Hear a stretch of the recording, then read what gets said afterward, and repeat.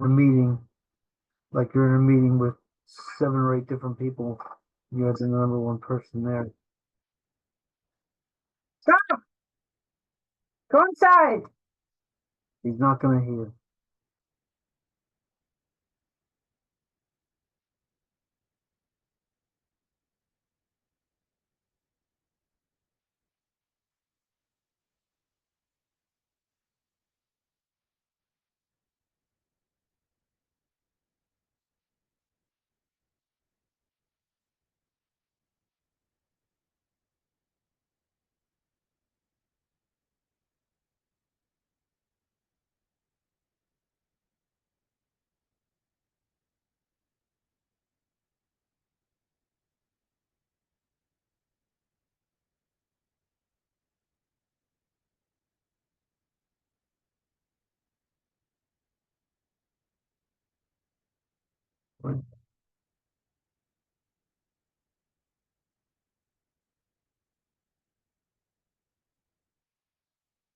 Fine, turn up.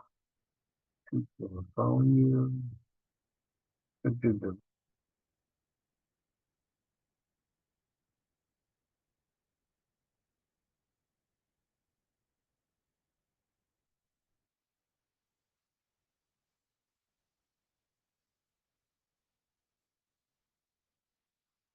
Not here.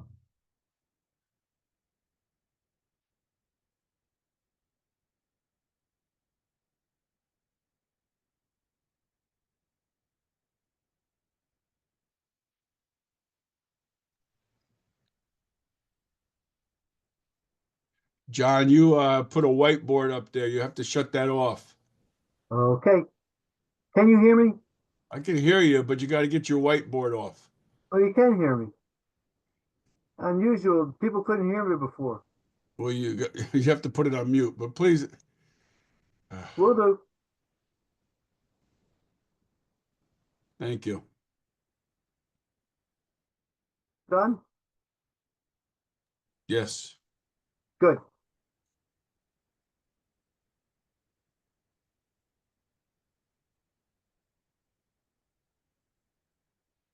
I feel we're not the only ones on the board.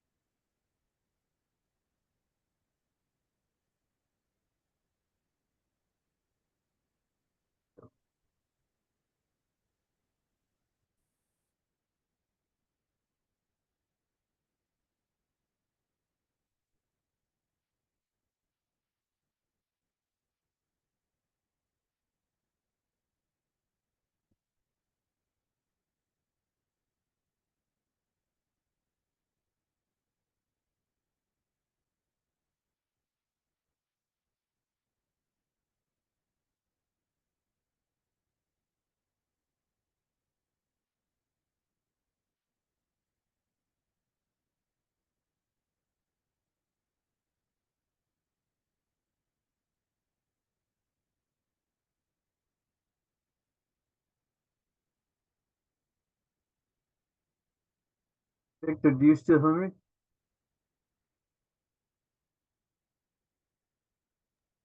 can still Victor. hear you. You have to go on mute, though. Okay, I'm going to do a mute right now. Okay.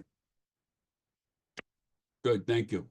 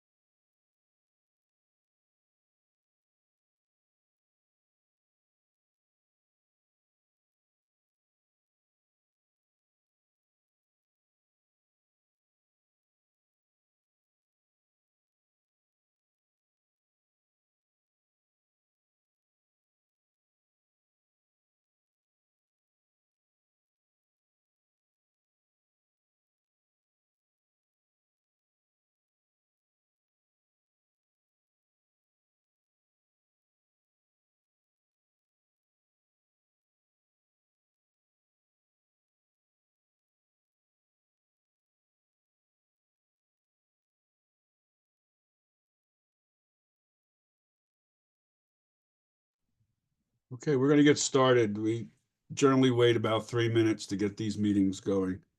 Um, I'm Vic DeLuca, member of the Township Committee. I'm joined here by Deputy Mayor Malia Herman and Township Committee member Deb Engel.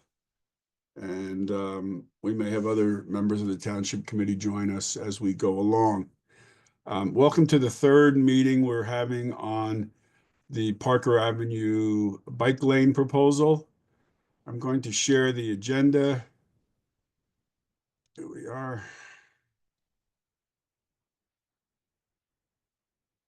Okay, so I'll go through the format of the meeting, what we hope to accomplish, then turn it over to our engineer, Paul Kittner, who will talk about our approach to street design, the complete streets approach.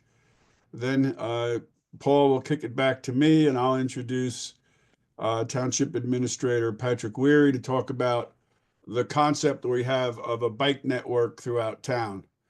We'll have Paul then come back and he'll introduce our consultants, Patrick Downey from Dynamic Traffic, our traffic engineer. Then we'll do questions and answers and public comment, and then I'll wrap up at the end. We hope to have this no later than 9 p.m. ending.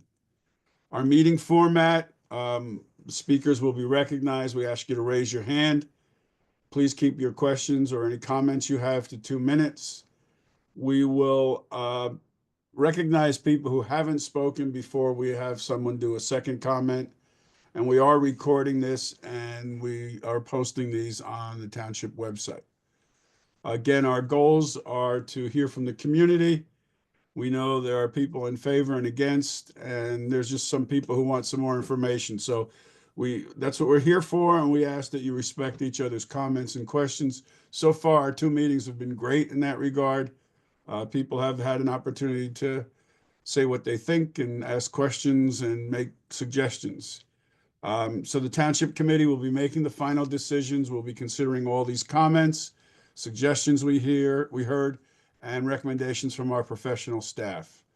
So again, we had a meeting on March 3rd where we focused primarily on the stretch of Parker from Maplewood Avenue to Prospect Street. Then we had another session on the 10th where we focused on Parker from Prospect Street to Boyden Avenue. Tonight, we're going to focus primarily on Boyden Avenue to Irvington Avenue. We'll be making a presentation in that section. You're certainly free to talk about any aspect of the avenue if you want.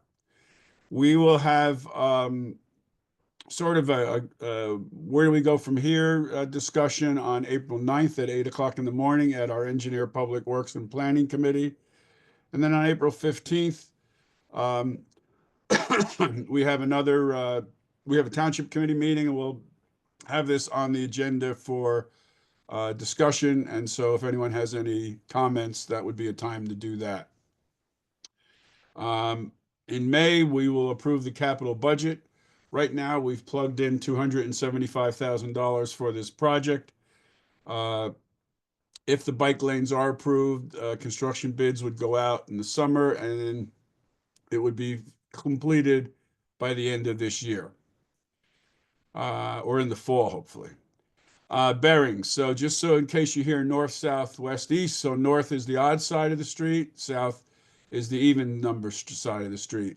West is towards Valley, east is towards the Irvington Avenue Business District.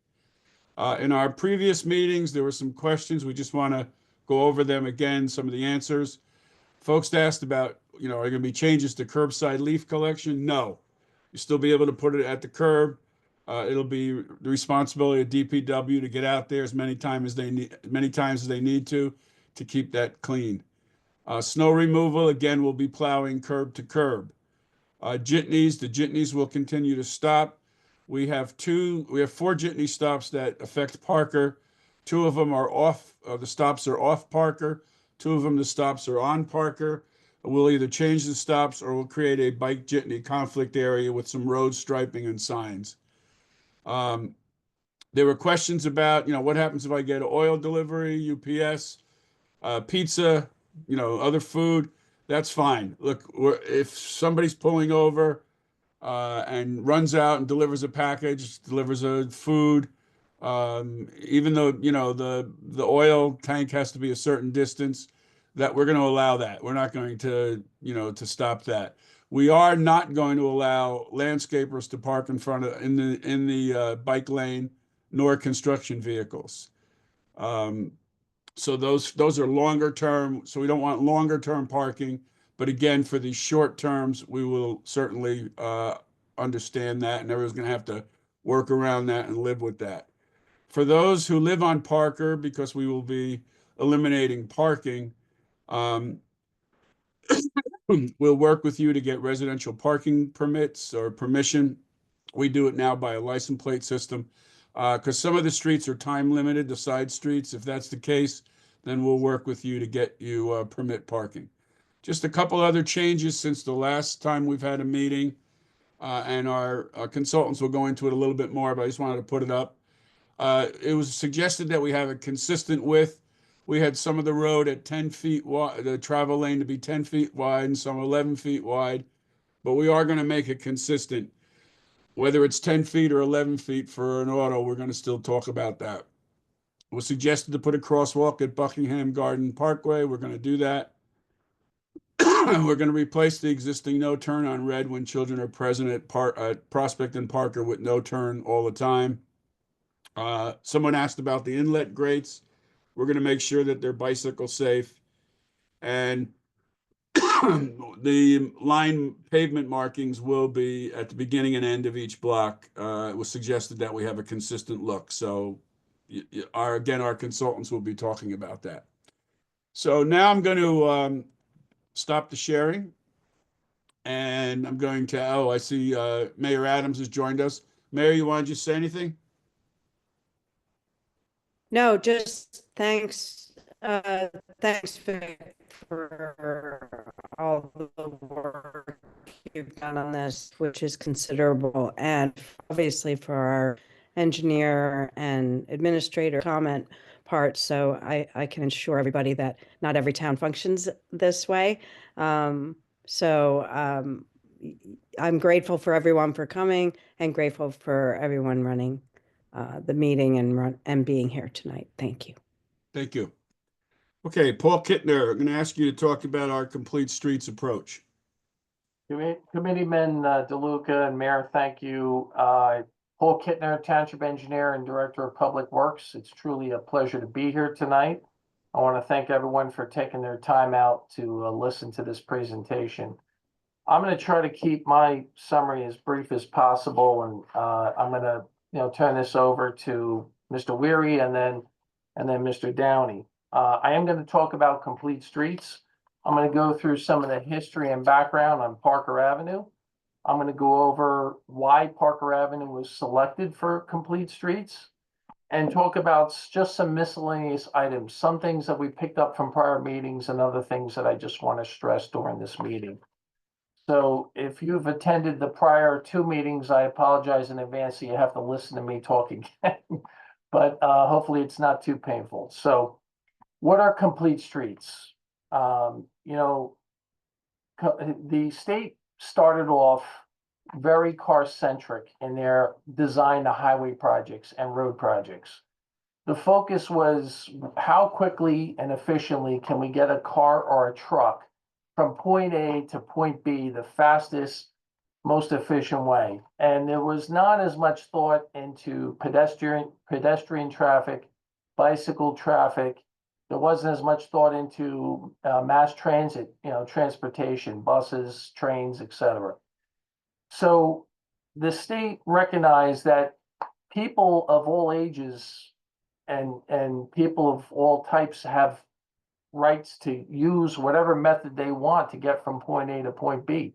And that could be walking, that could be bicycling, that could be taking mass transit, and that could also be taking, being a motorist and driving a car. So complete streets is really designing a roadway facility to accommodate all user groups of all ages, right? That's what complete streets is. It's not just a car-centric highway design. It's all users of all ages. So in 2009, the state adopted a complete streets policy. And that really changed their approach towards, roadway design and highway design. I'm going to demonstrate how this project meets the complete streets criteria and approach. But first, I want to get into maybe a little history and background. So I had mentioned, I think in 2009, the state adopted their complete streets policy. The township followed suit by passing in 2010 a bicycle plan for our township. It was done by Urbana. And, they took a very good approach towards overall the township's bicycle plan. The problem is the plan did not factor dedicated bike lanes, and it really called exclusively for these bicycle sharrows. That's people sharing the lanes with traffic. And while that's perfectly legal and fair, I think in talking with a lot of our bicycle groups and getting feedback, they wanted some more protection and they wanted that in a form of a bike lane. So the 2010 study, when you compare it to our needs now, it really does fall short.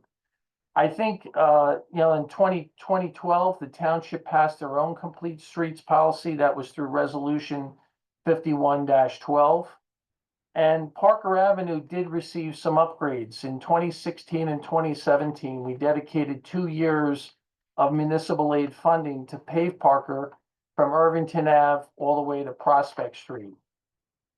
In 2018 and 2019, we applied for, received a grant, a federal grant for Safe Routes to Schools, and we constructed various sidewalk and concrete improvements along Parker Avenue and around Clinton Elementary.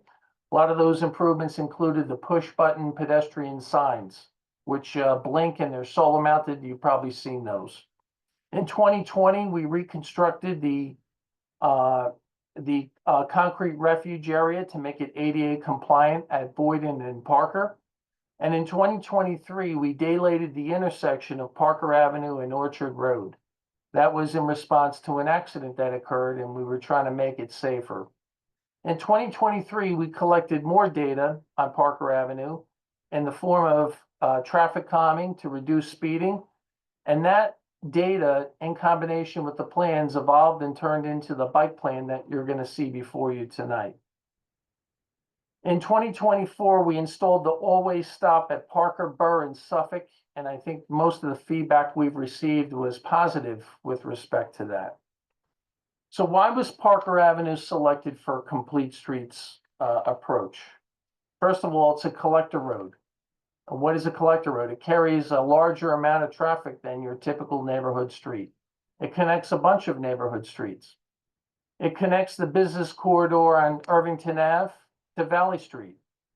Our schools, Clinton Elementary and CHS High School, our parks, Borden Park and Memorial Park, our religious institutions, Maplewood Jewish Center, St.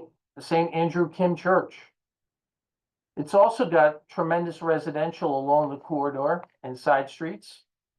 It also has other uses that connect to it, such as the Ethical Cultural Society, the YMCA, and the Gleason property. It also connects the overflow parking for CHS and the recent greenway that was installed last year. And last but not least, it connects Maplewood Avenue, which is also part of our expanded bike network. So bicycles, I just want to emphasize a couple things that maybe not all of us are thinking about, but I think it's important to note. Bicycles are legal on the streets now. So they have the right to use our streets, our local streets, and they're legal. And people, by the way, are using them. If you go to CHS, the parking lot, before school lets out, you're going to see a lot of bikes there. I was surprised when I checked it. And it's good to see that. A lot of people are biking. And a lot of these people are using Parker Avenue, by the way. So it just makes sense to incorporate a bike lane here, which could make it safer for them. All right. But, the bike plan doesn't just accommodate bicycles and cyclists. It's a traffic calming project. It squeezes the lanes, the travel lanes, as Mr. DeLuca said, to 10 to 11 feet, and really it's 10 feet. We revised it. So it squeezes the traffic even further. And the bike lanes are 5 to 7 feet throughout. Mr. Downey's going to explain that once I introduce him.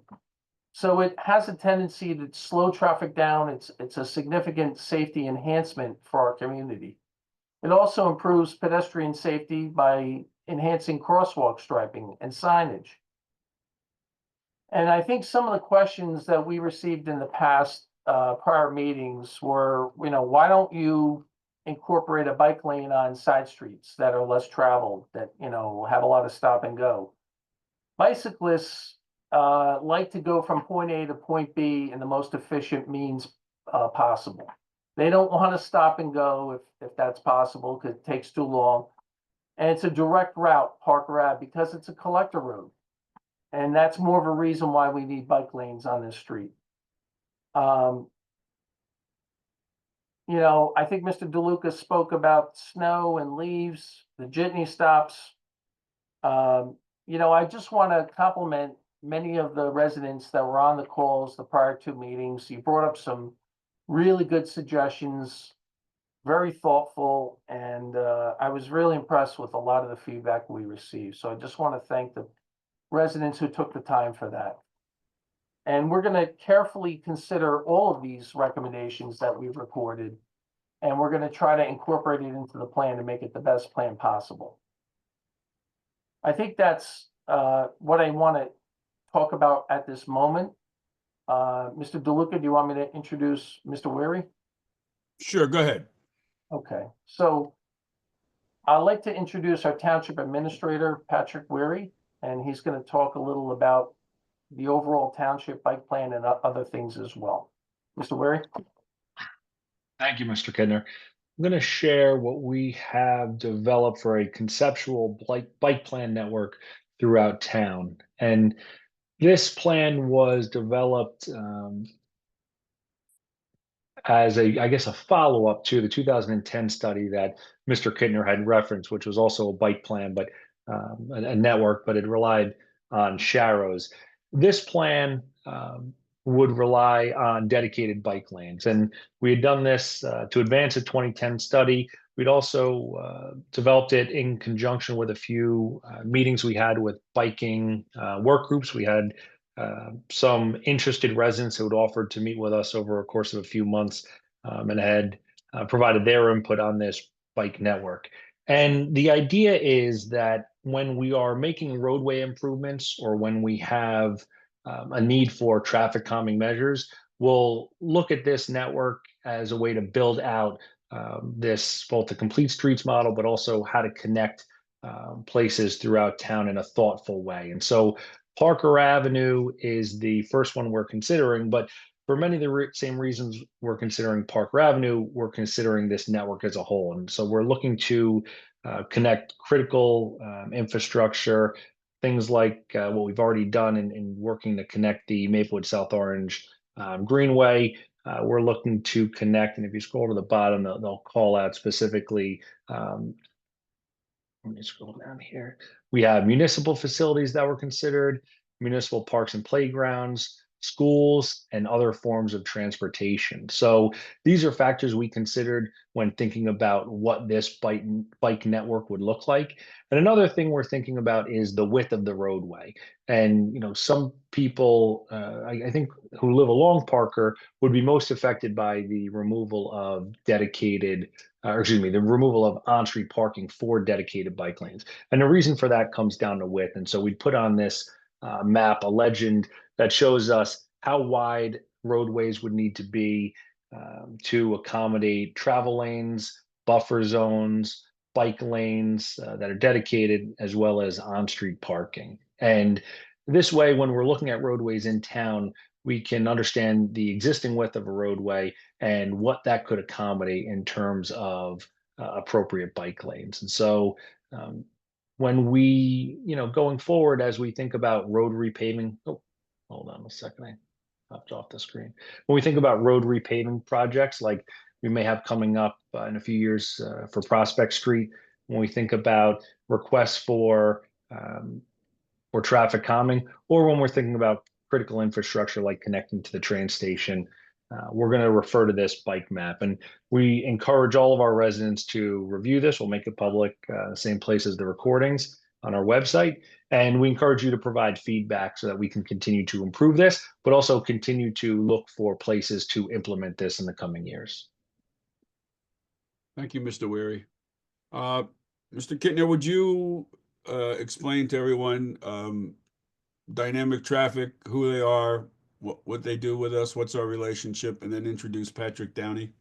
Absolutely, Committeeman DeLuca, thank you. So Dynamic Traffic is a consulting engineer that the township has retained for the purposes of, looking at traffic projects. And we've worked with them throughout a number of years, and I've found their staff to be very informed, very high-level professionals. Mr. Downey himself, he's not only a professional engineer, he's also a PTOE, which is a separate license. It's a professional traffic operations engineer.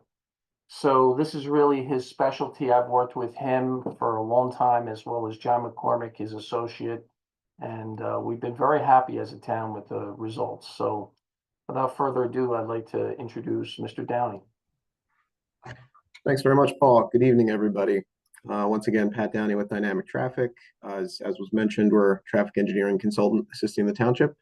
We appreciate the opportunity to be here. These are our favorite kinds of projects, and we're excited to help the township out in this location and others in the future. With that being said, I'm going to pull up my screen. Let me know if everyone can see that. And I'm going to provide a broad overview of some of the planning and research efforts that went into establishing existing conditions for the Parker Avenue corridor that ultimately influenced the design that you'll see in a few moments.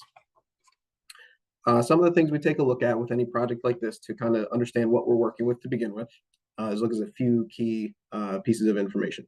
Mr. Downey, Traffic. Can you just zoom that a little so people could see it? Sure, absolutely. I'll zoom in on the map up front, and I'm going to zoom in into this boxed area, which is kind of section 3 that we're looking at tonight primarily.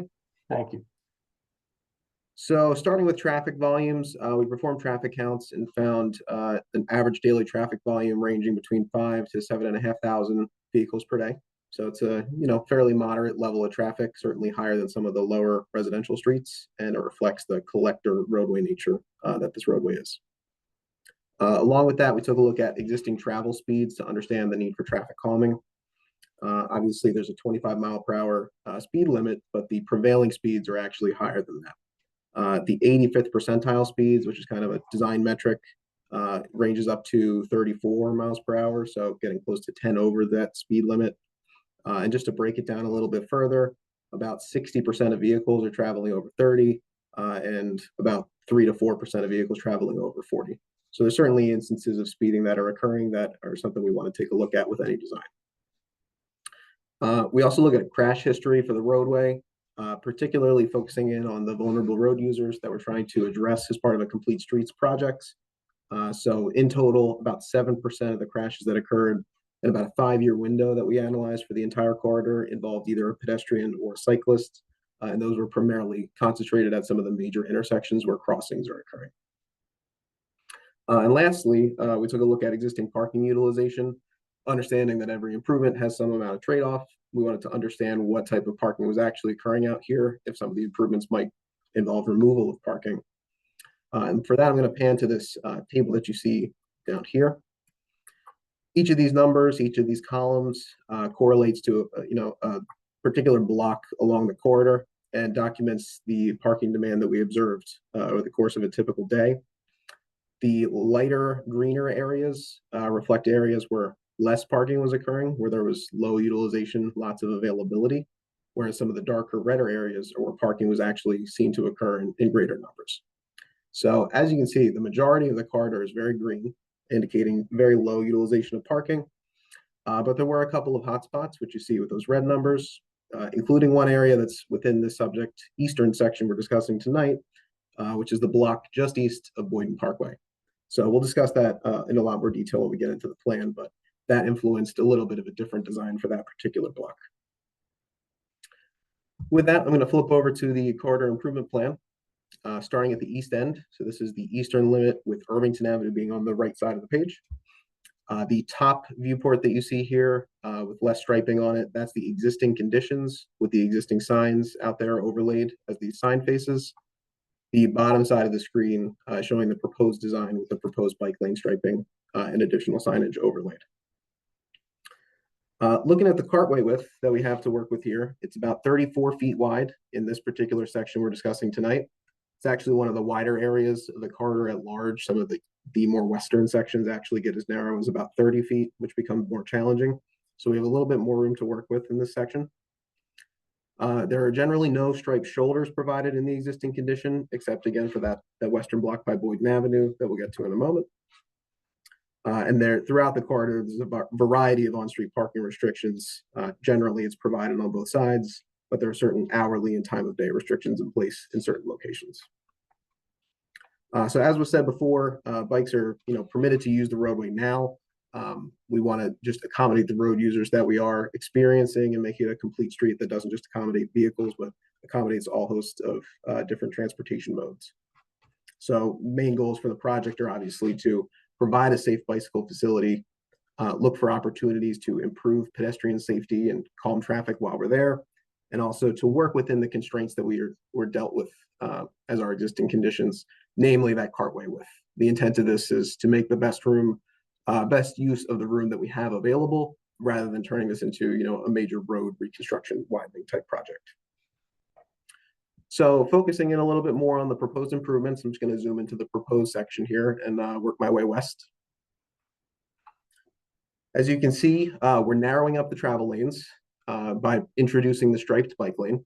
Currently, there's wide lanes all the way from the center line to the curb line, getting as wide as about 17 feet in certain locations, whereas we're providing a consistent 10-foot travel lane for motor vehicles in both directions through the majority of this corridor. The room that's left between that travel lane and the curb line is going to be what's the proposed bike lane, which you see delineated with these green markings. That will be a minimum of 5 feet wide, but given that we have that extra width in this section that we're discussing tonight, we actually have the benefit of providing slightly wider and more comfortable bike lanes up to 7 feet in certain locations. So this terminus of Irvington Avenue is really kind of both the beginning and the end of the project, depending on which direction you're heading. Moving in the westbound direction, the bike lane's introduced just past the signalized intersection. That intersection is under the county's jurisdiction, so pretty much right at the beginning of the township section of the roadway is where that bike lane will begin. And conversely, heading the eastbound direction is where that bike lane would terminate into the turn lanes toward Irvington Avenue. And again, bikes have the legal right to use that roadway and use either the left or the right turn lane, depending on where they need to go. As we move west, I'll just highlight some of the other improvements as they come along, starting with the one you can see here, which is the crosswalks. There are a lot of existing crosswalks provided in this stretch, but where there were what I'll call missing crosswalks at certain intersections, we look to add them. I think this easternmost section was actually fairly good in that regard to begin with good crosswalks provided. But as part of this improvement, we'll be refreshing those with high visibility continental striping, which you see here, and upgrading any deficient pedestrian signage that goes along with them. Moving right along, the bike lanes, as you'll see, have green markings. There's kind of a range of striping you can provide for a bike lane. At the minimum end, you just need the white bicycle marking, and that's the higher end that you might see in some more urban locations. The lane is entirely green, between the curb line and the shoulder line. What we have here is called an enhanced bike lane marking, where in order to save on maintenance efforts and ongoing costs, the entire lane is not green, but there is a small section of green provided at the specific locations of the bicycle symbols, just to provide additional highlighting of that condition where it does exist. So we think this is an appropriate sort of middle of the road approach that reflects the character of this roadway. Continuing along, Cherry Place, Peachtree Road have fairly similar improvements. The existing side streets are under stop control now. As part of this, we will be supplementing the existing stop signs with new stop bars, small center line sections just to orient the two directions of traffic, and stop word markings. In looking at the crash history, there were certain instances of crashes occurring with side street vehicles not stopping. For any amount of that that's due to just lack of clarity, we want to address that and make that stop condition very much highlighted for anyone using these roadways. Moving west, going to flip to the next page.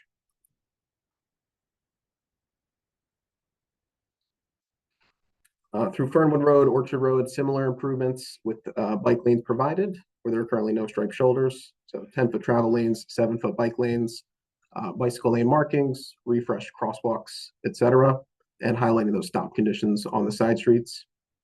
This Orchard Road intersection, as we heard alluded to before by Mr. Kittner, how this daylighting striping is what we call it.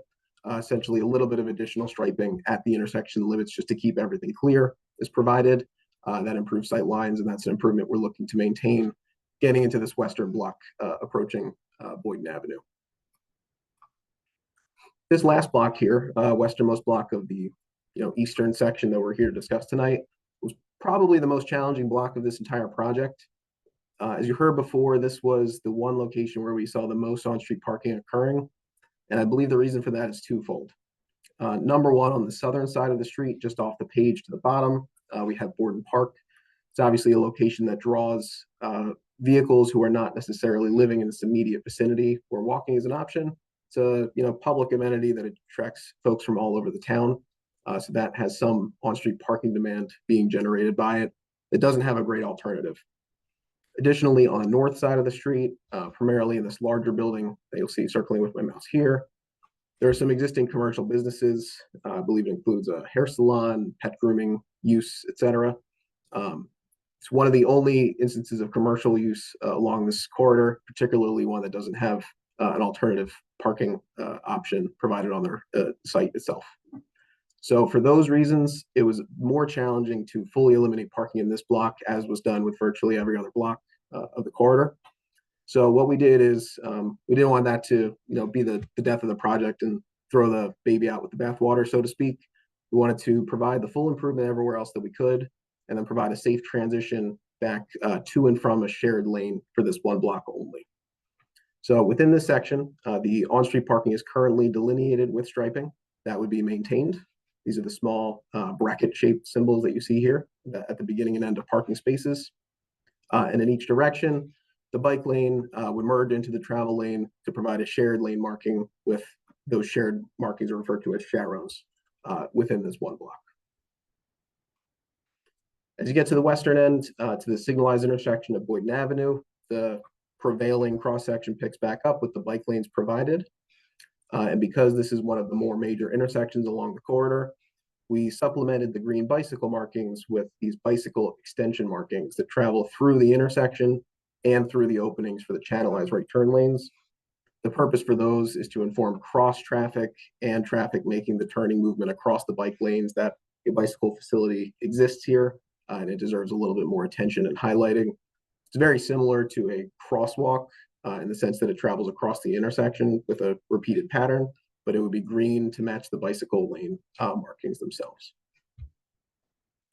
So that's really a high-level overview of the improvements, particularly as they pertain to this stretch of blocks here tonight. We believe it certainly is accomplishing the township's complete streets goals for this corridor that currently only really accommodates vehicles, to help it include bicycles as well and upgrade the pedestrian amenities that exist throughout. Okay, thank you, Patrick. If you could stop sharing, we'll start the comments and questions.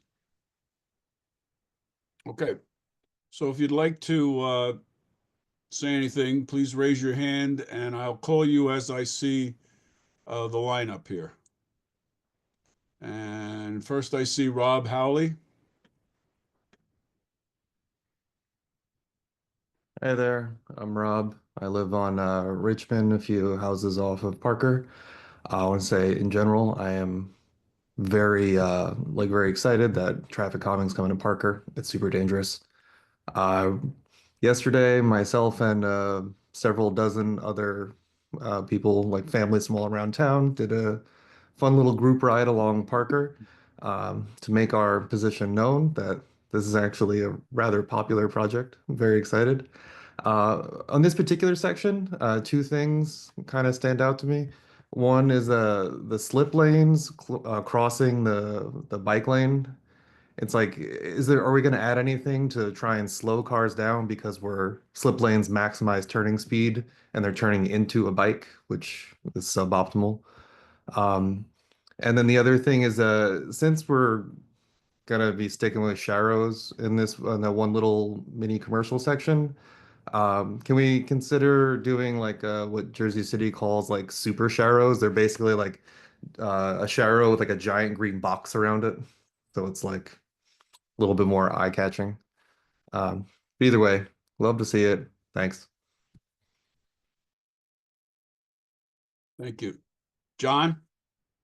Hello, High Township Committee Engineering Team. Thanks so much for all your hard work on this. We're really excited. We live on the block here that's going to get the Sharrows and often have difficulty exiting our driveway to, we sit and wait because traffic moves rather fast and you can't just pull out in to the lane there. When there are cars parked there, there's a measure of traffic calming that happens just by default because the lanes are too wide for 4 cars to fit across. So they slow down, but that's not all day long. So I would love to see, particularly in that daylighted section that you guys were so awesome in doing after that car crash in 2023.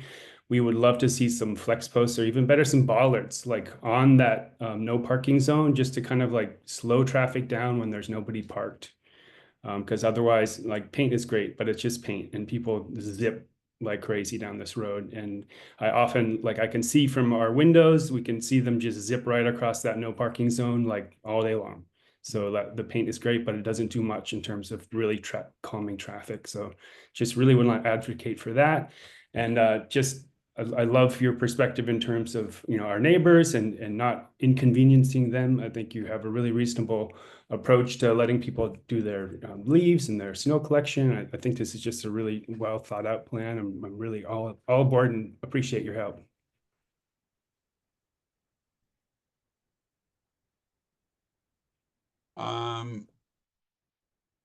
I know it says Christina, but I know we had this last week too. Hi, yes, yeah. I'm just using my mom's laptop. But hi, yeah, I had 2 concerns. I mean, they were both kind of brought up just before, but with that one section of Parker that has the businesses on it, I was kind of curious as to why there's not a consideration of still like going along with the bike lane, because I mean, I think it's like there's Orchard and Boyden on, which are both surrounding it, both of which I feel like have a good amount of on-street parking available. And while I know it's not like the most ideal, like the distance like walking seems to only be like maybe like 4 or 5 like buildings to get there, which I mean, I do understand why there wouldn't um like why they would still want to have parking there, but I just want to think of a way that it can be like the safest for cyclists so that like kids can still use it. I've seen in many cities, they often have like a slow down section of the sidewalk used in areas where there's still on street parking, which for many people is still safer for the cyclists, even if they have to go slower in that one specific area, so they can use the sidewalk. But then additionally, the other thing is I was just kind of concerned about the lack of paint as being a continuous thing throughout the bike lane, because if there's no bollards or flex posts deterring drivers, I feel like there wouldn't really be much, especially if there's no like visual deterrence for them to just continue using the bike lanes as an extension of the road. And those are just my worries, but that's it. Thank you. Thank you. Joy and Walter. Yes, hi. We live on Parker Avenue, so we do have some concerns about the safety and the parking. But I did want to ask a question of the people who were doing some of the data research. Was there any analysis of how many bicyclists currently use Parker Avenue? Because it's a very steep road that my experience of 20 years does not get a lot of bicyclists, and I saw that Elmwood is part of the plan as well, which seems like much more suitable for bicyclists. So I was wondering why, given the low bicycle traffic and the alternative of Elmwood, why Parker was chosen. Mr. Downey? Yes, I was sorry. I saw you on mute, Paul. I thought you might be trying to answer. Yeah, so I can definitely answer that. We performed the bulk of our traffic counts using what they're called automatic traffic recorders. It's the black road tubes across the street, which can delineate the different types of vehicles, including cyclists. Based on those counts, there were between 200 to 300 cyclists over the course of the 1 week that we performed counts on. I would note that would only include the counts of cyclists that are on the street. So if there's any cyclists, particularly any smaller children choosing to cycle on the sidewalk, those would not have been included. So there might be a little bit more than that. As far as why Parker and not some of the other streets, it kind of goes back to what Mr. Kittner said in his introduction that they're permitted to use the roadway now. So it's not so much a matter of where do we want to put the bikes. It's more a matter of where are the bikes and how do we safely accommodate them. For years, we've been having similar discussions in the traffic industry about sidewalks, streets where no sidewalks are provided, and clear worn paths in the grass. It's a matter of, well, do we want to put sidewalks and encourage walking here? And it's less that and more that there is walking occurring here, so we may as well do what we can to make it safe. And your study, it showed them actually riding the bike, or were they walking the bike up the street from the high school? Because riding the bike. we've lived here 20, and we've mostly seen them walking it up the hill.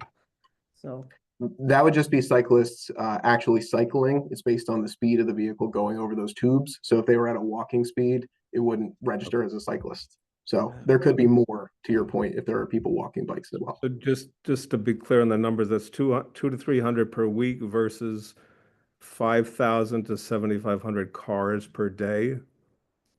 Correct. So it's certainly not a So- tremendous amount in the sense of the cyclists occurring now, but it's enough that it warrants attention and a safe alternative. Additionally, So 30 bicyclists a week, or I'm sorry, 30 to 40 bicyclists a week. We're going to make this massive investment. It's It's not a good road for bicycles. it is not, believe me, this Okay, is not, thank you. it's not a good idea. Okay, thank you. Yvette?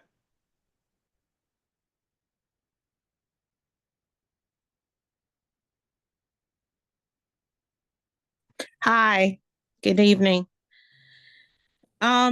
I agree with the couple before me. I've been living on Parker for 28 years. I don't see the warrant for this bicycle lane. 1, 2, I haven't heard anything about what they're gonna do with the traffic that we seem to get on Parker.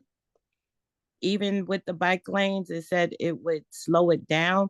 To me, that sounds like it would be more traffic and congestion because it would be more cars on the road that have to slow down. So it seems like it would be more of a backup. The other concerns that I have is that on Parker, with all the new signage, there's just going to be more congestion. We already have like signage on every street for crossing, and just adding more. I moved here because it was a town. I don't want to go outside and see it as a city. I walk up and down Parker. I don't see that many cyclists. I see more signage and more lines on the street that's turning it more into a city, and it's taken away what this town is about for me and why I moved here. So I just wanted to make those comments. And I also agree that, it's a hilly street. It's not great for cyclists. I would want to see those results. And how long did they test to see cyclists going up and down Parker? Because it could have been where it was something going on and they had those cyclists, but I don't see the warrant for this. I don't hear anything about the traffic with the cars or the congestion on the street. So I just wanted to make those comments. Thank you. Kimberly? Hi there. Wait, let me see if I can get this up.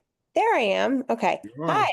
Hi. First, thank you so much for the four-way stop at the corner of Parker and Burr. That's me. I'm the house that gets all the cars in the front yard, takes our trees down. Love the stop signs. Thank you. I appreciate you. I did want to bring up some concerns similar to Yvette, but different question.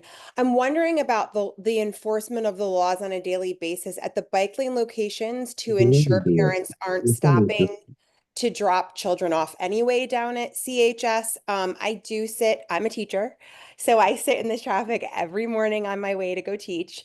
And at the bottom of the hill, it's quite extensive and it goes all the way up Parker. My concern with the bike lanes is that parents are not going to stop dropping their kids off because they love their children and they don't want them to get hit by cars, because we know children have been hit by cars here, right? Quite a bit. And so they want to drop their kids off next to the high school. And I have a feeling they're still going to do that. And it's going to potentially create a massive traffic buildup and also put bikers at risk. Put bikers at risk. So I'm a little concerned about the location of Parker for those reasons, because of the safety of our kids, of our parents, of our bike riders. I just don't, I don't know how we're going to enforce that. Is there going to be cops down there every single day giving tickets, pulling people over, doing what they have to do? Or is it just going to kind of be a free for all? That's really my concern. I have a 6-year-old myself, so not a high school student, but one day he will be. And I want him to be able to get to school safely, you know? So one thing that is clear to us, that whether we have bike lanes or not, we're going to do some changes at CHS to create some drop-off areas, because it's just unsafe right now the way it is.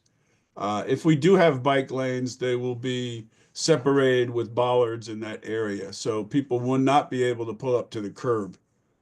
So, but we do recognize that there's an issue there, and we are trying to figure out ways in which to create some drop-off areas and some traffic like crossing guards or directional. something. Not so much crossing, because we have people there now, but just some redirection of traffic.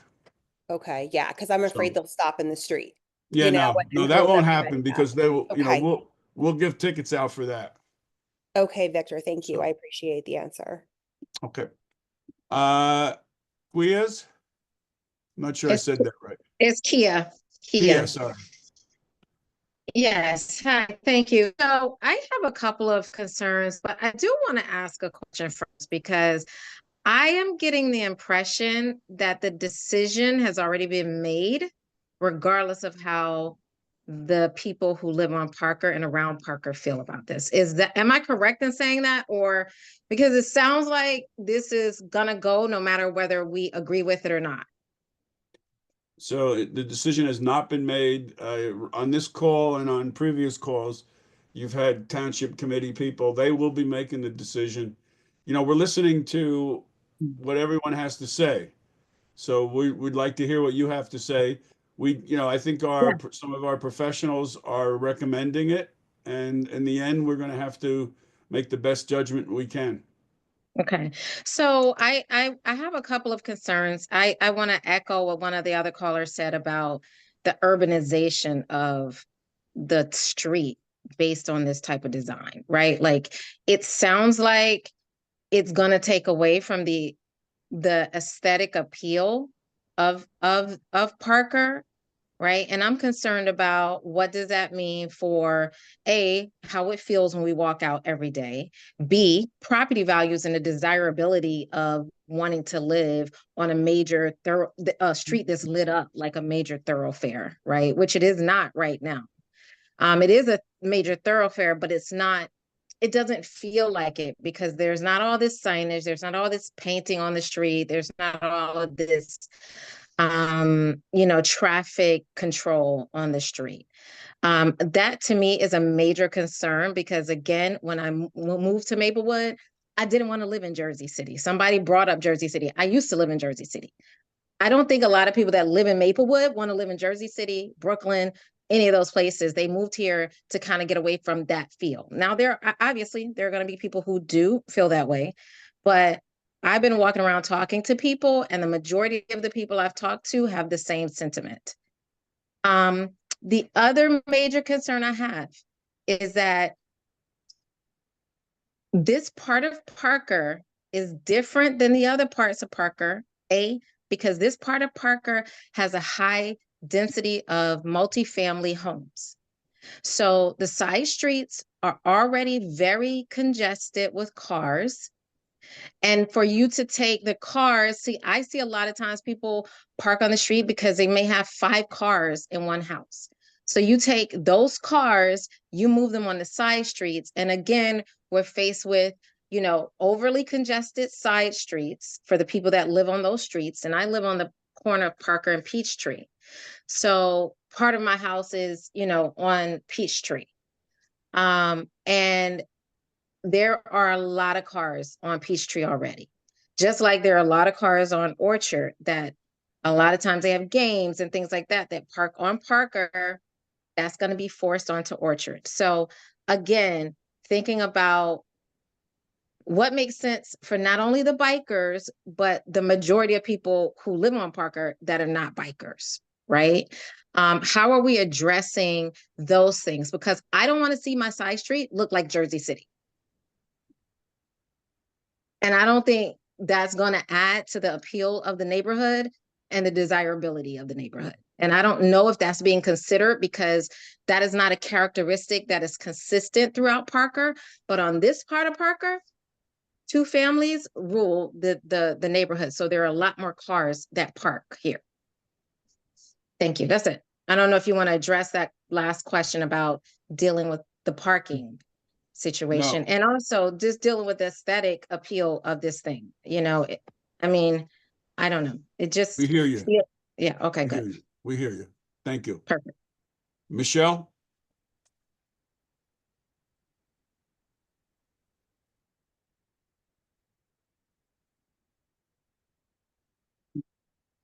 Michelle?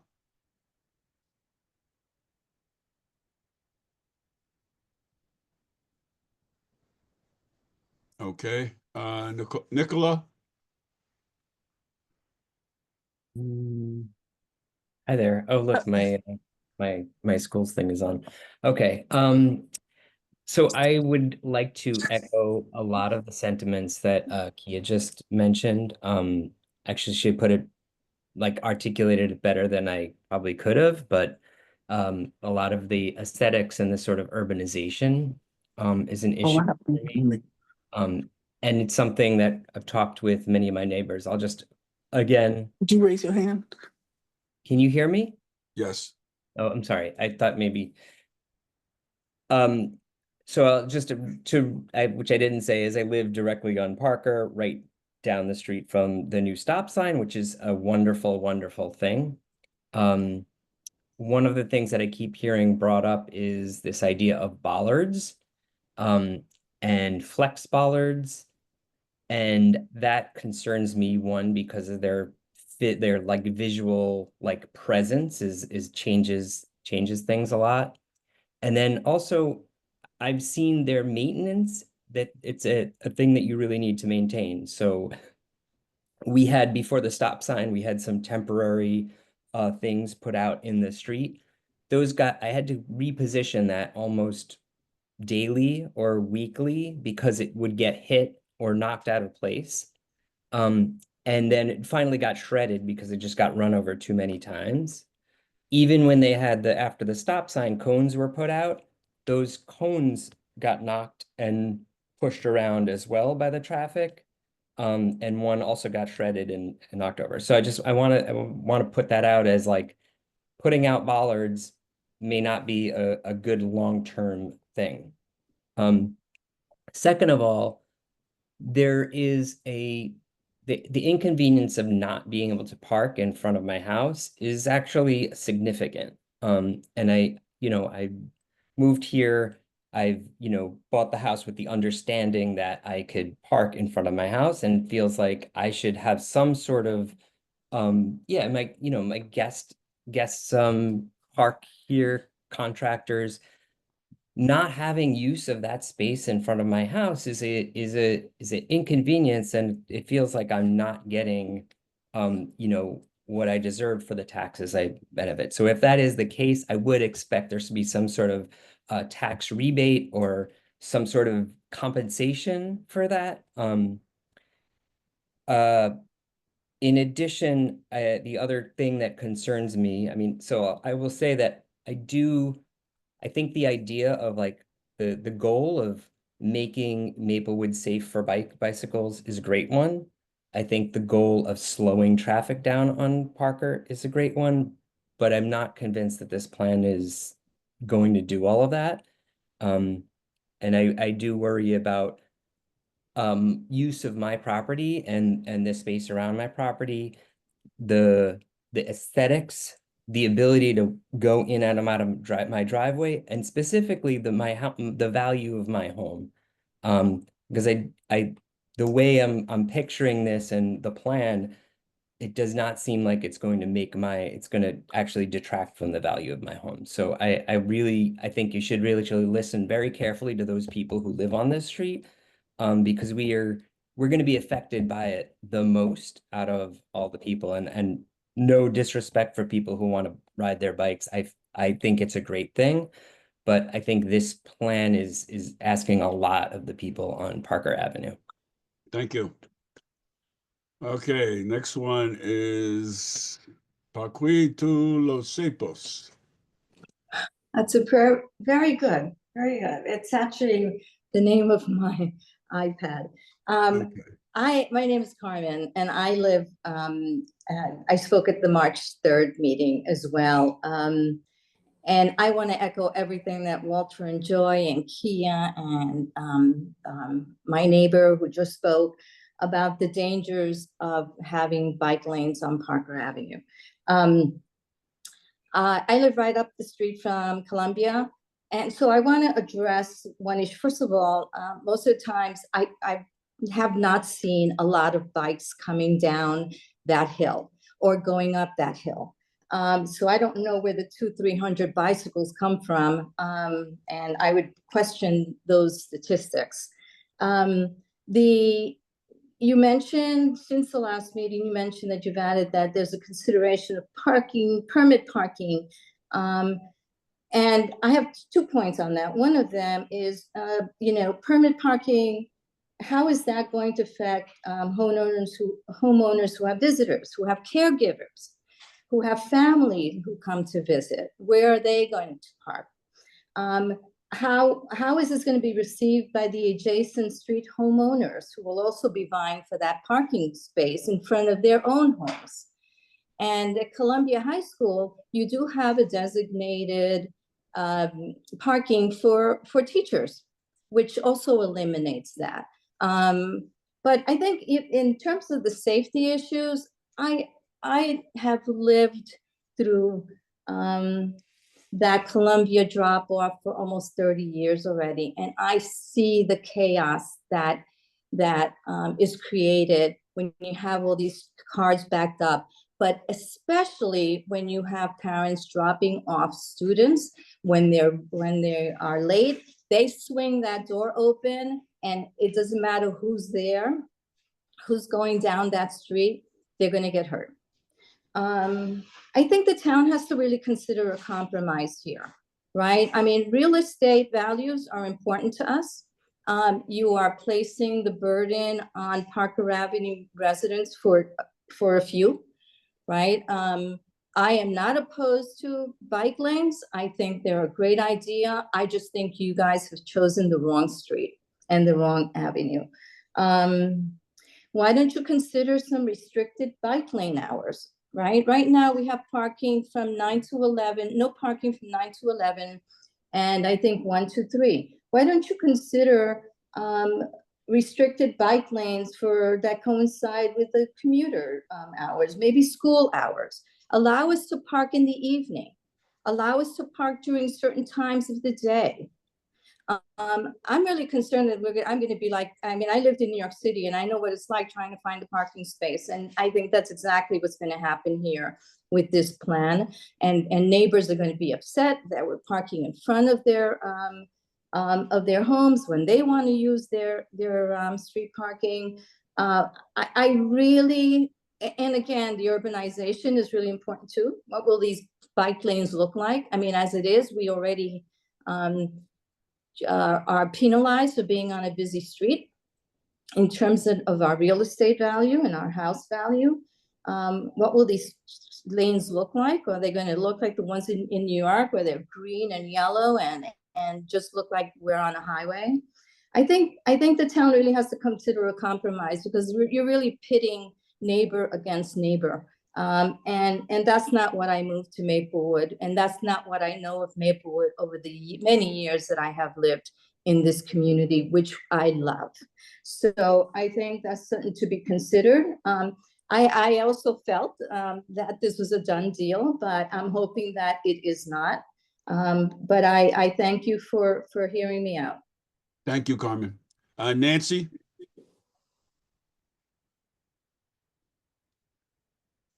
Hi, thanks for taking my comment. I live on Parker at the corner of Briarcliff, and I've been there for several years right now. And I just wanted to make, first of all, I agree with most of the comments of all of my fellow Parker residents regarding the problems with side street parking. Since I live on Briarcliff, that's already a problem with a lot of cars on Briarcliff, making it impossible sometimes for people to back out of their own driveways. And if people are not allowed to park on Parker, it's just going to get worse. I also agree with the urbanization issue and specifically the bollards. I have never seen a bollard on a street that wasn't damaged or mutilated in some way. And I do not think that it would be possible for the town to keep them maintained in any way. But as a biker, I just wanted to comment that I never bike on that section of Parker between Valley and Academy. It's just too busy. In fact, actually, I don't go all the way up to Prospect.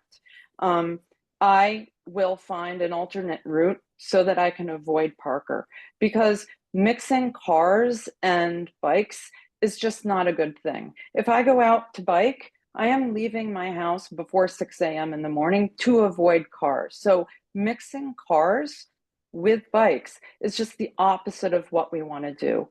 Also, on Parker, there are quite a lot of pedestrians. We have a lot of kids crossing to go to school, not just Columbia, but more importantly to Clinton, which is a reason the stop sign is so great.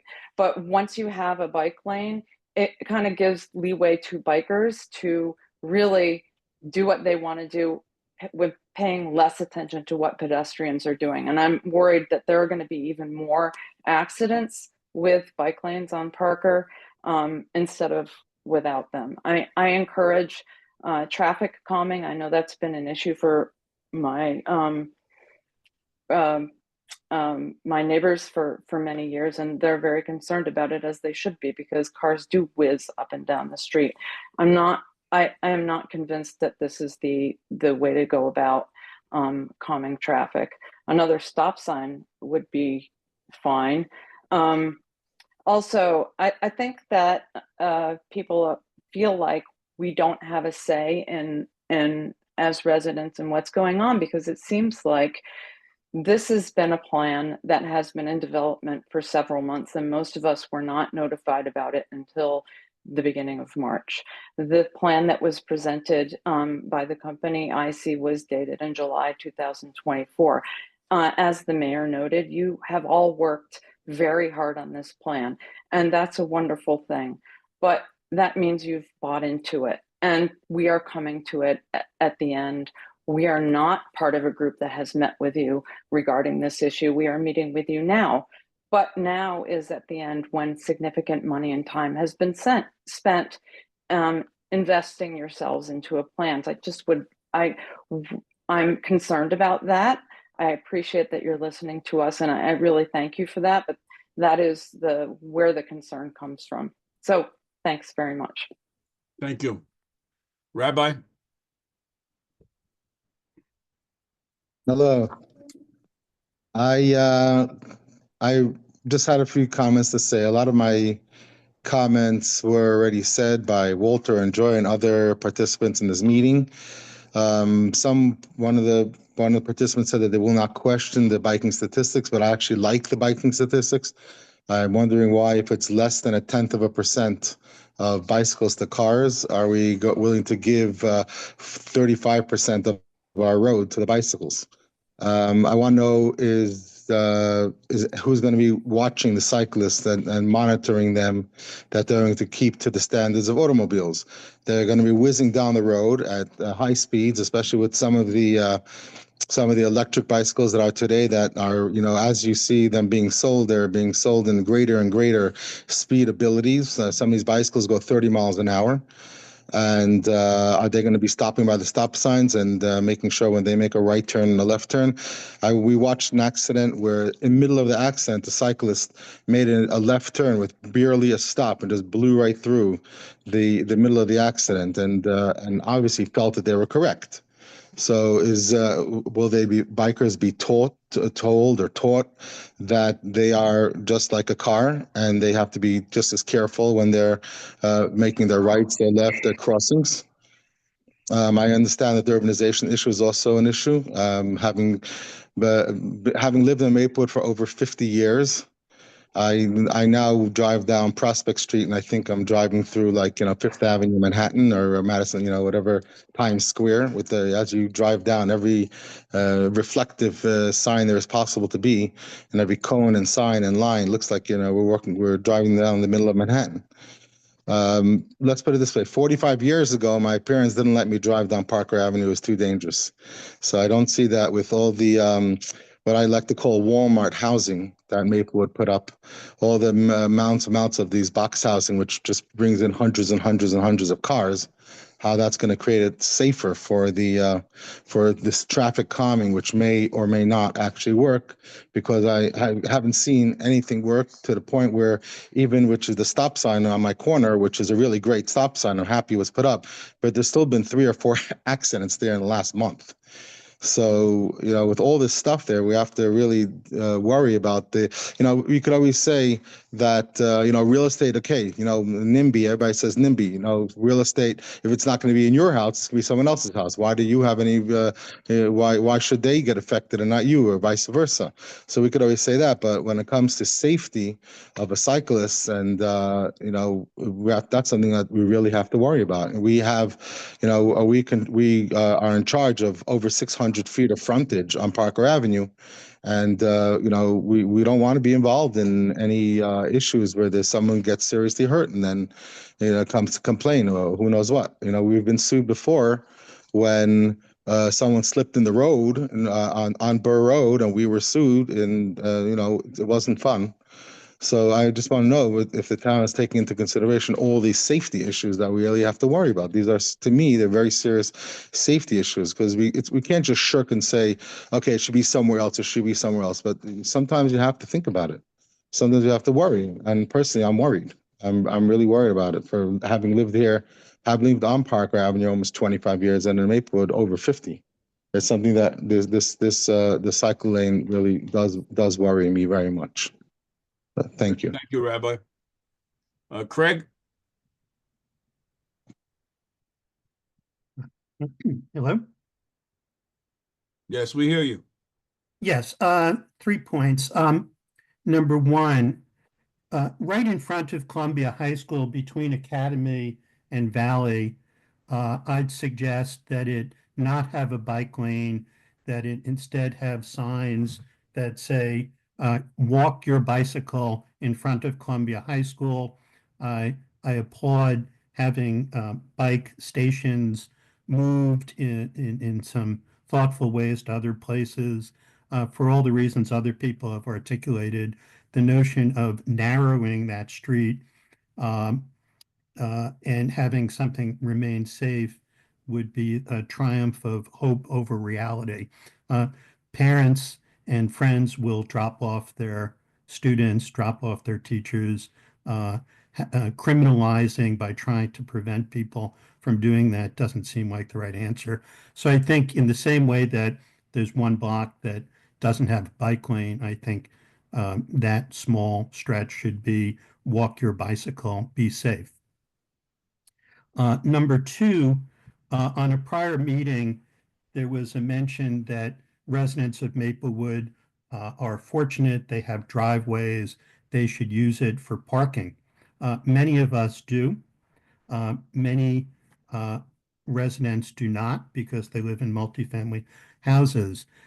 Balancing the interest of bicyclists and the general public to have good bike lanes against the expectations of our neighbors, I think requires the township committee to more fully articulate what the compromises should be, rather than leaving it unspoken, saying, we'll be careful. For example, one could say that if a house has a driveway, you can't park in front of your street until you have the 2 or 3 cars in your driveway. But if there's other vehicles that need to be there, either because you're doing renovations or you're having an event, it shouldn't require calling the police department or be absolutely prohibited. Postponing how one is going to balance this, now is the time to tell residents how it's going to be balanced so you could hear real feedback of what the compromises are. Number 3, I believe that a decision hasn't been made. And I trust that the members of the township committee will take into account the feedback of our neighbors. I live on Prospect Street right off of Parker. I observe Parker all the time. I walk, I occasionally bike, I walk my dog. I think the plan is fatally flawed because the engineers did a great job and the experts did a great job looking at the street they were told to look at. But I don't think the township took a wider view and asked, how do we create safe streets that are complete streets, given the reality of traffic on various streets, and ask which streets would be optimum to emphasize safe biking. I recognize that bicyclists, of course, have a legal right to go on any street, but in my mind, that's the beginning of the inquiry, not the end of the inquiry. And I think this proposal was flawed in saying, how could we deal with the various issues on a high traffic street? And the engineers came up with a really good plan given the constraints of their project. So thank you for listening. Thank you, Craig. Stacy?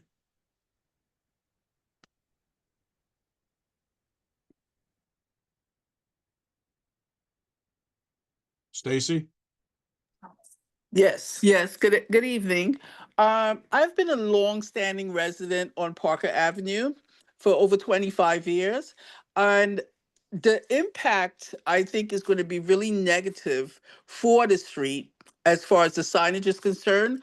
Also, how are you gathering the results of these meetings as far as who is opposed to the bike lanes being installed and who is for the bike lanes being installed? We're all taking notes and we have records. We have these are being recorded, so we'll be able to look at this. Okay, because I agree with the previous callers that state that it's going to change the aesthetics of Parker Avenue, and not just the parking for the individuals that own the homes on Parker Avenue, but also tenants that rent and have company that come to the tenants and family members that come over. Street parking is where they park. And there's a lot of soccer games because I live directly across from Boyden Park. And there is a lot of soccer game that goes on, and there's a lot of parking, a lot of vehicles parked in this section. And I understand this section is excluded, but how is the you're flowing the bike lanes, and then you're going to just stop the bike lanes in this section. I don't see that it's going to be an easy flow. And I want to reiterate the previous comments that we feel as though this may be a done deal. Okay. Thank you. Thank you for allowing my comments. Thank you. Max? high schooler, senior. I live on Oakview. I ride my bike regularly to school to Columbia. I am very happy with this project. Thank you to the township for putting this together. I want to address and echo a lot of what other people have been saying in that the bike counts on Parker are very low. I recognize that 200 to 300 a week doesn't sound like that a lot. I know as a kid cycling to high school, I'm scared to ride on Parker, and because of that, I have to take a circuitous zigzagging route through side streets to get to Columbia, to get to Boyden Park, to get to my friends who live over on various parts of Parker. And I feel that I'm treated almost I have a lot less optionality because I'm not in a big metal box sometimes. And I feel that installing the bike lanes on Parker will be an amazing project because the counts there are so low right now.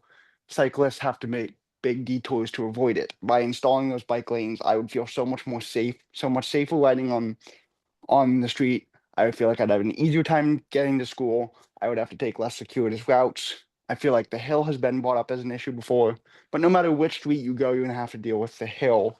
And so I appreciate Parker as the choice as probably the worst street to bike on right now. So improving it to a level in which it, as a main thoroughfare, it will make it easier to get to school. I know every day, most days I get to school and the bike racks are full. I know there's a lot of demand. I know it's not the section being discussed tonight, but especially from Prospect down to Academy, there are lots of students who ride down that way, and with all of the cars, it becomes dangerous. So including the bike lanes there, I feel would greatly help me and other students like me have a better time to school. I appreciate the project. I want to echo a previous comment about the slip lanes from Parker to Boyden. It seems like an odd choice to keep those slip lanes and encourage fast turning right turns across the bike lane. So if that can be revisited, that would be great. But other than that, I'm very happy with the project. Thank you very much on behalf of the many, many Columbia students who ride to school. This will make our trips a lot safer and help us a lot.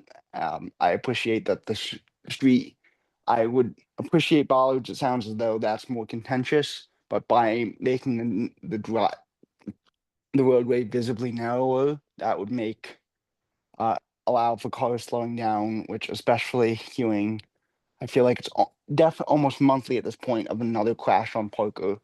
So I feel like it makes a lot of sense that the town is pursuing this street.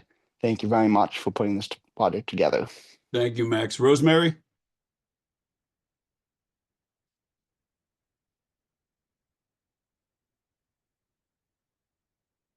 Rosemary?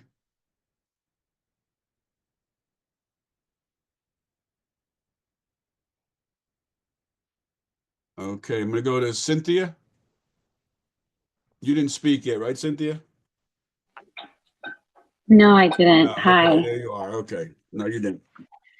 Hi. Thank you so much, and thanks for holding these calls this past month. I'm on Parker and Orchard. My partner spoke earlier, and I wanted to thank the township because back in 2023, a car landed on the neighbor's yard across the street from us in Parker, and the town listened, and they have been listening because I think, being on these calls, I think we're all concerned about Parker. I think as a community we can all say that Parker is unsafe, but the reason that it's unsafe is not because of bikers, it's because of the traffic and because people don't slow down.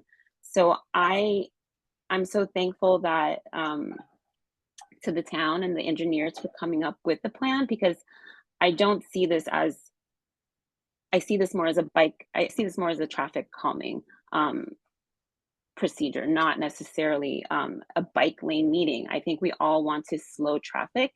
And if the data shows that this is something that will slow down traffic, I want to move forward. I want to move forward for the community. I want to move forward for the future of our children. So maybe my kids can ride to Columbia one day, and essentially for the environment, because It is part of the complete street. And it would be great to get around this town, which is beautiful and will remain beautiful if people are riding bicycles. And yeah, that's all I had to say. So thank you. Thank you, Cynthia. Ken?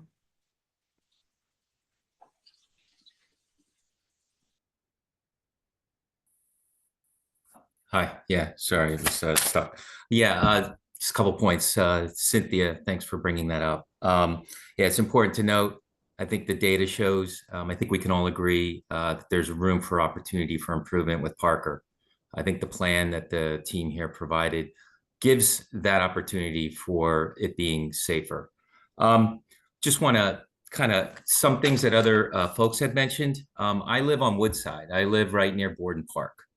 I'm very familiar with the soccer games, soccer practice, soccer games. There's a lot of stuff that goes on in Parker. I mean, in Borden.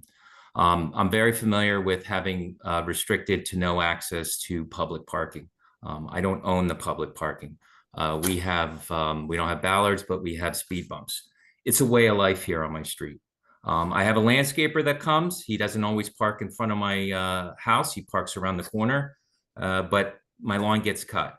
I have deliveries. I have Grubhub, you name it, I get it. My neighbors, guy next to me has 4 cars. He parks them all in the driveway. We all have to do the work to keep our cars in our driveway. I have people that come over. I have to plan in advance for that. I bought here a little over a year ago. I bought here specifically for this. I bought here for the jitney. I work in the city. This doesn't look like Madison Avenue. I don't know who brought that up. But this is an attractive option for what we see as opposed to being in the city. The people here on this street, we make it work. We help shovel each other's driveways. We're not at war with each other trying to figure out where to park. I don't have a lot of kids with me. I just have my daughter that's with me, but it does work. People can change. I'm a biker. I'm a triathlete. I'm definitely in favor of the plan, but change is possible. That's about all I have. Thanks. Thank you. Rosemary? Yes. Okay. Can you hear me? We can hear you, yes. Thank you. Okay. I'm one of those seniors who's been here for a very long time. I think I've said that before. And one of the things, first of all, I want to say I agree with most of the things that I've heard. Couple of things, not so much, but people do have their opinions. One of the things that has not been brought up is about seniors and especially those of us who are handicapped. Now, I do have a handicap sticker, but presently I'm going to pain management 3 times a week because a biker hit me on Prospect and Parker about 3 months ago. And as a result of that, I'm going to pain management 3 times a week. But that being said, what is a plan for people who are elderly, can't get around, and those who need handicap stickers? Because certainly that was not mentioned at all. I think what I did hear and what I did see were signs that would be saying no parking, but I haven't heard any consideration for that. Also, and on top of that, as well, I came across a police officer the other day who was on one of the side streets. I was so happy to see him and whatever. And I went over and I spoke with him and we started talking about the possible bike lanes. And I said to him, I'm happy to see you because if we get these bike lanes, you're going to be very busy. His reply was, not only that, but the street is too narrow for bike lanes on both sides. And I said, that's what we've been trying to tell them. If we have the kind of accidents that we have now, and it's just 2-way, if you put bike lanes in, and we know that not all of the bikers are going to go by the rules and stay in the lanes, even though they should, then police officers' heads are going to be on swivel. And I'm wondering also if the township has talked to police officers, people who would be responsible for helping us who live on Parker with the traffic. and those who are not obeying the traffic laws. So I think there's some things that you definitely overlooked. And for people who don't live on Parker, you're not going to experience the kind of inconveniences and handicaps and everything else and services that we're going to lose by having a bike lane. It's not about the bike lane, it's about the fact that there is just no room for both. And the idea that traffic is going to slow down because they see bikers, it's not going to work. And after we go ahead and do this, if we do, how you're going to unring the bell? I think it makes a lot of sense to think about this beforehand and to really consider some things that have not been considered in this planning. And on a personal note, I really feel like most of us would have appreciated the thinking about this and talking with the residents of the town before you went through the time, the money, and the expense to do the planning that has already been made. And maybe you could have saved some money and some time with what you've already done. But going forward, I really think that we don't want to waste good money when we can perhaps come up with a much better alternative than Parker Avenue. Thank you. Thank you. Thank you, Rosemary. Daniel?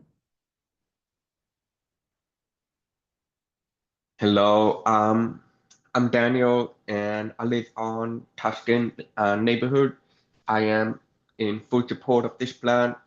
I think we all understand and must not lose focus that there's a lot of high-speed cars in our town that need to be essentially tamed and slowed down. And since the engineer did the parking study and determined that nobody's really using Parker to park, then they have the drivers will have this perception that the entire road is for them. So that's why there's high speeds, and the bike lane is simply going to kind of narrow the view shed or the view cone rather of the driver and force them to slow down, as Max, the high schooler, really explained it very well. So I am in full support of the project, and perhaps in the area where there's retail, maybe there could be a design on the street itself, like maybe like rumble strips or kind of like a paver pattern to kind of celebrate the retail experience, or kind of put planters on the parking spaces to kind of make it even to make cars go even slower for cyclists to feel safe there. So again, I'm really happy to see the proposal, and I support it. Thank you. Thank you. Thank you. Thomas? Yes. Hello. I just had a couple of quick points.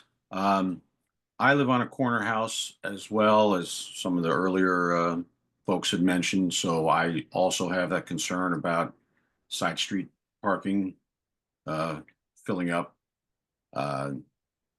Secondly, I ride bicycle recreationally about every day. And I ride on Parker. I actually have a bit of a contrarian opinion. I don't feel unsafe on Parker as it exists now. I have more of a safety concern from cars coming from the side streets. I've had more of an issue safety wise with cars that come up the side street as I'm riding on Parker. I don't object to the bicycle lane, but I'm not convinced that it's entirely necessary. And I tend to stay above Prospect, just because, yeah, it's quite a mess down there. especially during school hours. But yeah, that's about it. I just wanted to make those couple of points. Thanks. Thank you. Matt? Hi, my name is Matt. I'm a resident of Maplewood, not on Parker, but nearby. I just wanted to share some comments and observations from some of the things that I heard tonight. One, I would go out of my way to use a protected bike lane. The hills are not a problem. I recommend folks talk to other bikers and ask what they think rather than making assertions for them. Likewise, I am not a resident of Parker, and I hear some really valid concerns, and I totally support my neighbors and their efforts to make a compromise with the town. Urbanization, the cars are already there. That is the urbanization. I would also like to point out that there could be lots of benefits to keeping car traffic further away from front lawns. And if we're going to hold bicyclists up to very high standards for adhering to traffic laws, I'm not hearing anything really about car traffic. And let's think about the consequences of a cyclist getting involved in an accident versus a large automobile. My deepest sympathies to the person who was, involved in an accident. But we have real problems on that street, and the bike lane is solving so many of the issues. The bike lane would solve so many of the issues that folks are talking about. Yeah, and also let's take a look at studies. National Association of Realtors makes a claim that bike lanes actually have a positive impact on real estate values. So this is not a foregone conclusion that home values are going to go down. I think that this could be a really positive change for the town, and I do hope that we're able to find a compromise for the folks that are impacted. There are some real, problems that this introduces that need to be solved, but we can get that done. Thank you so much for your time. Thank you. Nicholas? Yes, thanks for having us. Sorry about that. So I guess the thing that I'm here basically to talk about the most is the idea of bollards. Putting aside like special cases like the high school where you're planning on having bollards like to prevent people from dropping off there. Putting bollards the whole way down the street, I think, is where a lot of these problems come up. I mean, I sympathize with bikers. I sympathize with CHS students. Last year, I was a CHS student. But I think that a lot of these problems come from the bollards, like leaf pickup, deliveries. I mean, just to put deliveries in it as an example, I don't think it's a huge detriment to the 30 people a day that are riding down Parker to have the UPS guy in front of my house for 30 seconds to drop off a package. I don't think that's a big Nicholas, detriment. just to be clear, we're not suggesting putting bollards all the way down. Okay, I just wanted to make that clear because I heard conflicting stuff from different people, but thank you for answering that. That's helpful. And that was basically what I wanted to talk about. And I think that a big thing about the real estate too revolved around that. So thank you. Thank you. Yvette? Hi, thank you for hearing me again. I'm listening to everyone's comments, and what's concerning to me and a little disappointing is how long this has been going on. Someone mentioned that this started last year, and fortunately, my neighbor told me, a few minutes before this meeting happened, she texted me with the letter she received, which I did not get one. So it's, disappointing that I'm just hearing this now. And I made those comments earlier, but it also sounds like it's a done deal, even though you said it hasn't been voted on as of yet, but it appears a lot of work went into this. My question, though, is how are you going to address all of these comments from everyone, especially those that are not for it, that raise serious concerns? When are you guys going to talk to the residents and reassure them of their concerns? Because I haven't heard that tonight.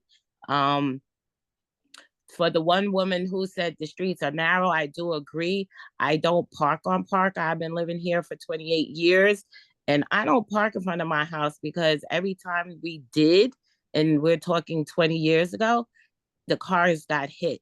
And it wasn't because cars were speeding, it's because of the traffic.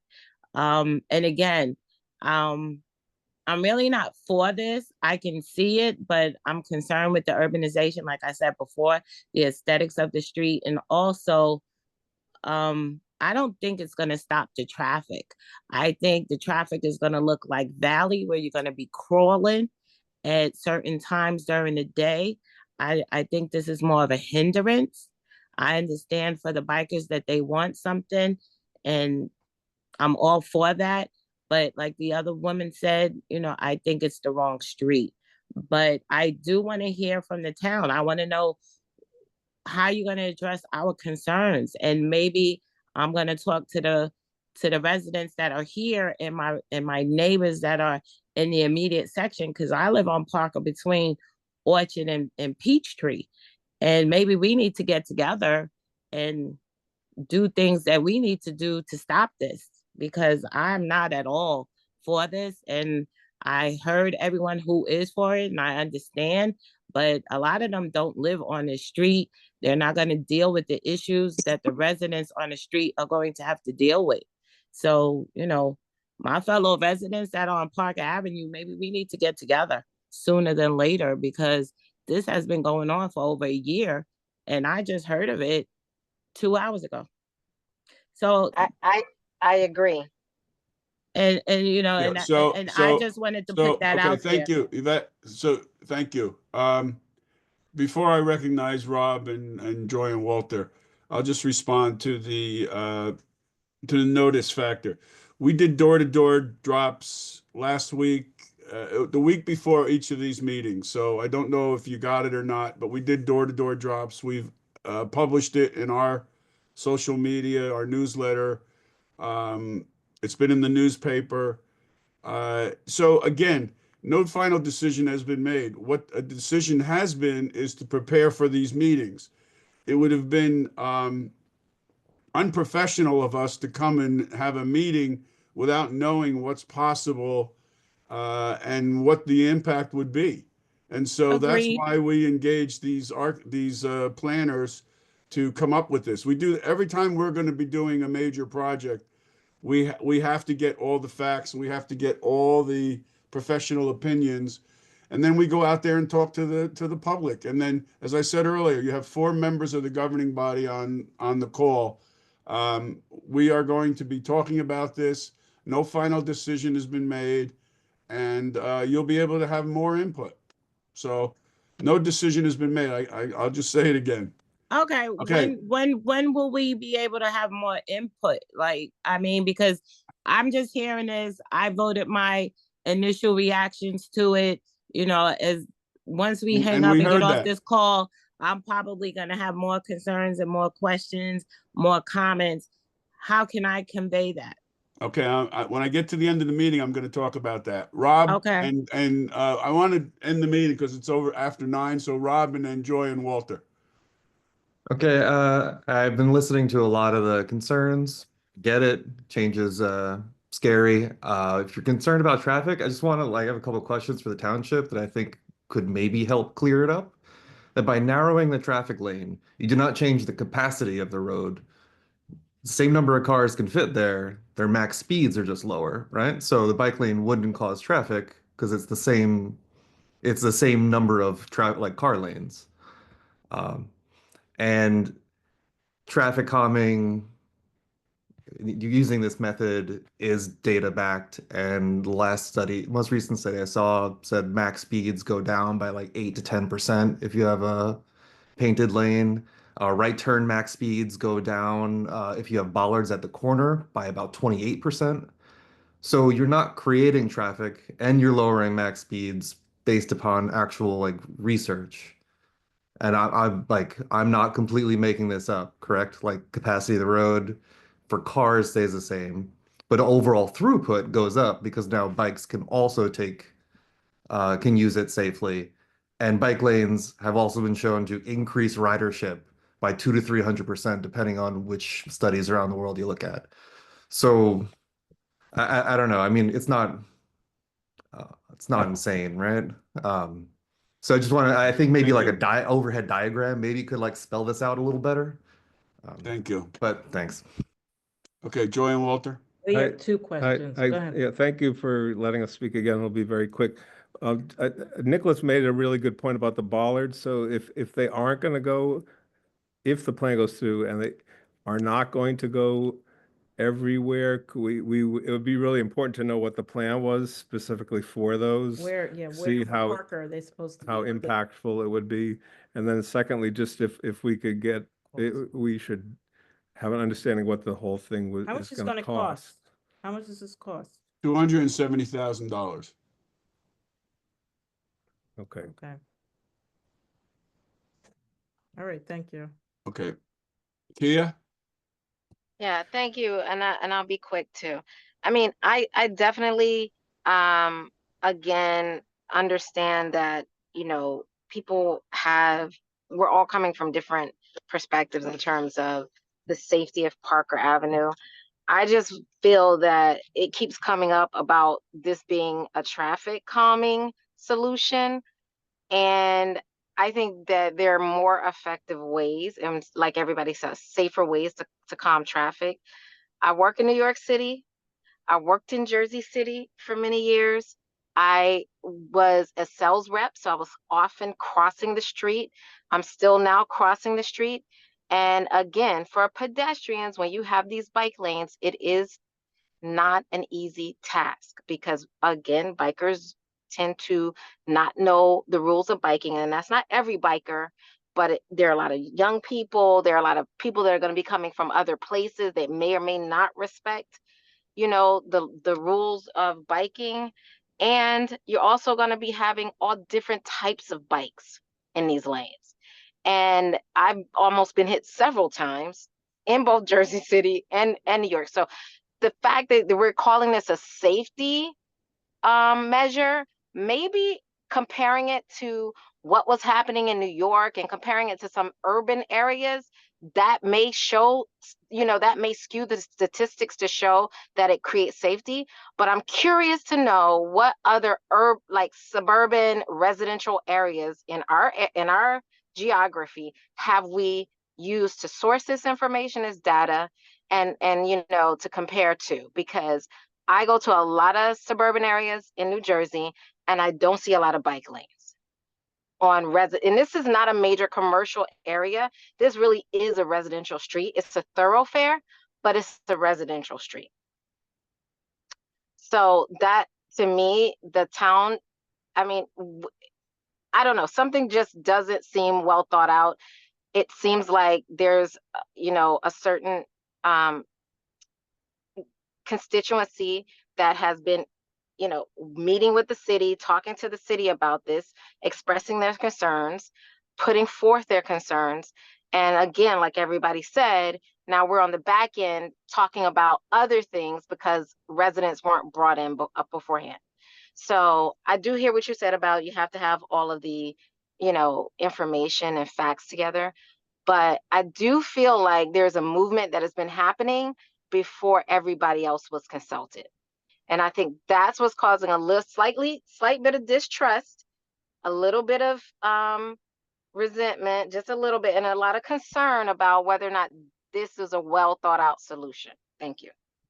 Good. Thank you. Okay. Thank you everyone for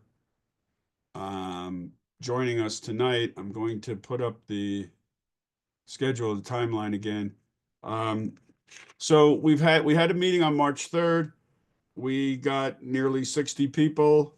Let's see, I think 19 people spoke that night. We had a meeting on March 10th, got another 60 people, and we had 26 people speak that night.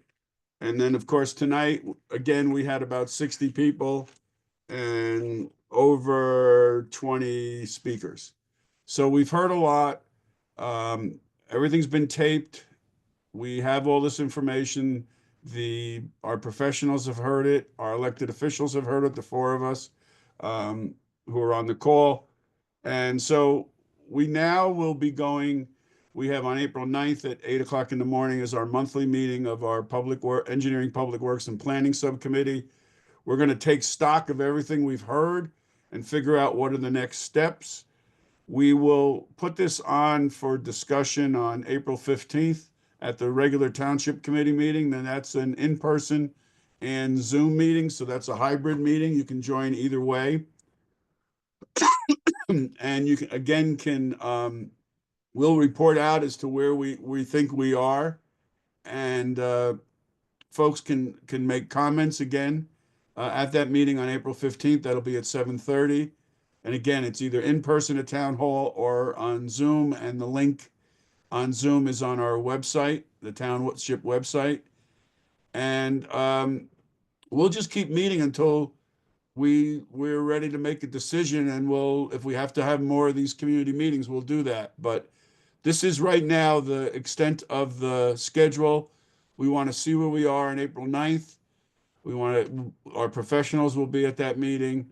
Our elected officials will kind of say what we heard, what are we thinking, and then on April 15th, we might have something that we will put forth as an idea, and we'll see, get the conversation going. So I don't see any decision being made on April 15th.